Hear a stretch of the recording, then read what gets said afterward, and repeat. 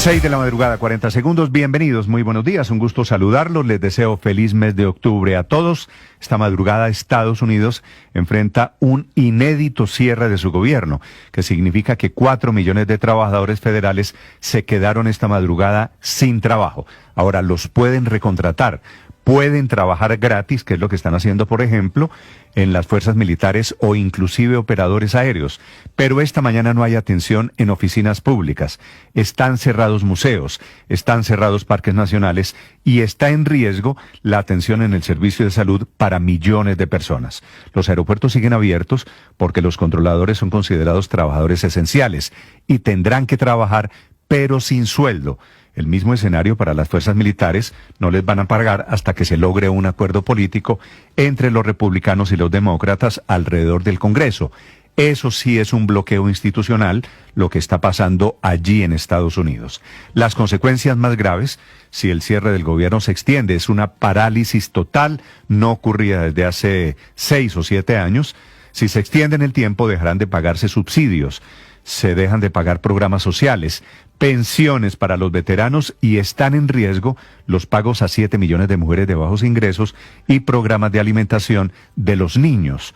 No estaba Estados Unidos en esta situación caótica de crisis desde hace muchos años, a la que intentó no llegar el presidente Donald Trump, amenazando con que iba a tener la oportunidad de echar a funcionarios demócratas. Ni siquiera esa amenaza le cerró. El último cierre duró 35 días, así que esta podría ser una crisis política inédita e impensada para la administración Trump, que se quedó sin presupuesto después del fracaso político en el Congreso anoche por la falta de un acuerdo. Bienvenidos, hablando a propósito del presidente Trump. Les contaré, y está amenazando, por supuesto, muy a su estilo, no solo en Washington. Les contaré de las posibilidades de éxito de su plan de paz para el Medio Oriente, porque todavía el gobierno de Hamás no responde. Anoche hubo una reunión en Doha con delegados de Turquía, de Egipto, que sintieron que hay buenas posibilidades de que este grupo, que era el que gobernaba la Franja de Gaza, acepte el plan de 20 puntos. Bienvenidos, les voy a hablar en segundos desde Estados Unidos y hablaré también de economía, sobre la cifra de desempleo que cayó. Buena noticia para el gobierno, buena noticia para los desempleados en Colombia. Llegó a 8.6, estaba en 9.7 en agosto del año pasado, que es como se miden comparando mes estacional con mes estacional. La industria, la construcción y el transporte fueron los sectores que más generaron puestos de trabajo. En contraste, la agricultura, el comercio fueron los que más perdieron. Por ciudades, el mayor nivel de desempleo está en Quibdó, Riohacha e Ibagué. Por ciudades, el mayor nivel de generación de empleo está en Medellín, Cali y Villavicencio. Así que felicitaciones a estas ciudades. Una cifra de desempleo que va a ser vital para la negociación del salario mínimo que arranca el próximo mes de diciembre. El gobierno tendrá argumentos allí para subirlo muy por encima de la inflación, porque se está comprobando una vez más que la cifra de desempleo no depende del aumento en el salario mínimo. A propósito de noticias de la economía, les contaré la de la Junta Directiva del Banco de la República, que canceló la línea de crédito flexible que estaba pactada con el Fondo Monetario Internacional. Iba a ser por algo más de 8.000 millones de dólares. Se cierra esa línea de crédito en medio de alertas y con un debate alrededor de quién es responsable sobre los niveles de endeudamiento y déficit fiscal que hoy tiene el gobierno. Diego Cadena fue el abogado del expresidente Álvaro Uribe, fue condenado en las últimas horas a pagar 7 años, será de casa por cárcel por soborno a un paramilitar. Un juez lo condenó por eso, pero lo absolvió por el otro delito que tenía que ver con Carlos Enrique Vélez. Monsalve efectivamente fue sobornado por Cadena. Un juez confirmó la condena por ese delito de soborno. Ofreció apoyos económicos y beneficios jurídicos para que Monsalve cambiara el testimonio contra el expresidente Álvaro Uribe. En ese mismo caso, el de Monsalve, por el que el expresidente Álvaro Uribe está condenado en primera instancia, pendiente de la apelación por 12 años de cárcel, que por supuesto no tiene ningún sentido que Uribe pague 12 años de cárcel y quien ejecutó el soborno, pague 7 años de prisión domiciliaria. La pelea del día, Felipe, buenos días, la increíble pelea del día. Buenos días, Néstor. Es entre el ministro de Justicia, Eduardo Montealegre, y su colega, el ministro del Interior, Armando Benedetti. Se están escribiendo chats desapacibles. Montealegre contra Benedetti, acusándolo, diciendo que va a ser condenado dentro de poco por la Corte Suprema de Justicia. La enésima pelea interna en el gobierno del presidente Petro, una pelea de la que han sido testigos todos los colegas de ese gabinete, porque es una pelea en el chat grupal. Se están dando con todo Benedetti con Montealegre.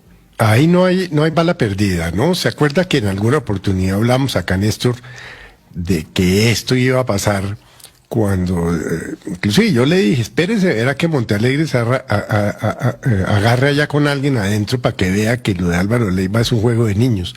Este es el principio. Y es que mirando históricamente, Néstor, todos los que han peleado con Benedetti, todos, sin excepción, han salido mal del gobierno. Sí. Francia Márquez, el Pastor Sáez, Susana Mohamed, Gustavo Bolívar, y podemos seguir, ¿no? Benedetti en ese chat en el que Montealegre dice que va a ser condenado por la Corte, que es tibio, que es traicionero, que es corrupto. En ese chat Benedetti dice, yo no sé qué le hice a Montealegre, no sigo leyendo. Él nunca este chat. sabe nada, acuérdese. Benedetti aparece muy dócil en esta pelea con Montealegre, pero seguramente este no es el último capítulo, porque los dos, Felipe, Montealegre y Benedetti, son gallitos finos, ahora tienen diferentes maneras de pelear. Pero es una pelea, yo no sé ya cuántas. La tiene dentro del perdida gabinete. Montealegre. ¿Usted cree? ¿Por qué? Pues porque ya sabemos que Benedetti tiene de donde sabemos al presidente Petro. La tiene perdida. Son Pero las 6 de la espere que mañana. espere que salga. Ya. Para que vea lo que va a alcanzar a contar. Ya les contaré detalles de esa. Estoy contando los minutos. Está buena la pelea, Felipe. Está buena, 6 de la está mañana, buena. 7 Gran minutos. ambiente laboral, ¿no, Néstor? Ambiente de trabajo. Gran ambiente, no great place to work. No el mejor en el gabinete del presidente Gustavo Petro. Hay varios hechos de orden público esta madrugada muy graves. Al ELN se le atribuye el atentado contra un ex concejal del departamento de Arauca. Se llama Luis Asensio Naranjo. Lo atacaron 10 hombres que atacaron sus camionetas. Dispararon en más de 50 oportunidades, él logró salir con vida, pero también al ELN se atribuye el secuestro de una delegación de Naciones Unidas en el Catatumbo norte santandereano. Y aparentemente el ELN o cualquiera de estos grupos que ejerce control territorial está detrás de un atentado contra militares en el departamento de Antioquia. Ya les contaré porque allí fue asesinado un teniente del ejército por el ELN o por disidencias de las FARC. Bienvenidos, es un gusto saludarlos en este amanecer. Ya les contaré del gran ambiente laboral que hay en el gobierno. Hoy es el Día del Café y felicitaciones también a las personas mayores de edad. Es Día de Naciones Unidas. Considérase mayor de edad a todos los que tienen más de 60 años. Lo más importante en el resumen lo preparamos en Voces y Sonidos en Mañanas Blue. A lot of good can come down from shutdowns. We can get rid of a lot of things that we didn't want, and they'd be Democrat things, but they want open borders, they want men playing in women's sports. Fue inevitable. A las 12:01 de la madrugada, el gobierno federal cerró por primera vez desde el 2019 a falta de un acuerdo entre demócratas y republicanos en el Senado de los Estados Unidos que permitiera evitar este cierre del gobierno federal. Sobre el papel, lo que se afecta fundamentalmente son miles de puestos de trabajo, particularmente decenas de miles de trabajadores, los cuales serán enviados a su casa sin pago para priorizar únicamente a trabajadores esenciales en los Estados Unidos. Por ejemplo, unos 16,000 empleados del Departamento de Estado tendrán que ir a casa sin salario, unos 13,000 de la Agencia de Protección Ambiental, pero también otra serie de servicios del gobierno federal se verán afectados. Por ejemplo, habría cierres de museos, habría cierres también de parques nacionales y además también se recortarían, por ejemplo, pagos de seguridad social, pagos a veteranos y otros pagos en materia de subsidios. Nos cierran, nos empiezan a disparar más o menos 3 o 4 minutos. El esquema de seguridad, gracias a Dios, reaccionó, se enfrentó con los bandidos. El exconcejal de Arauca, Luis Ascanio Naranjo, fue víctima de un nuevo atentado contra su vida cuando hacía proselitismo político en Saravena, Arauca. El líder del Centro Democrático, que ha sido blanco de 4 ataques, responsabilizó al ELN del atentado. Los guerrilleros atacaron con arma de largo y corto alcance al esquema de seguridad del dirigente político, dejando 2 de sus hombres de protección heridos que son atendidos en el hospital del Sarare.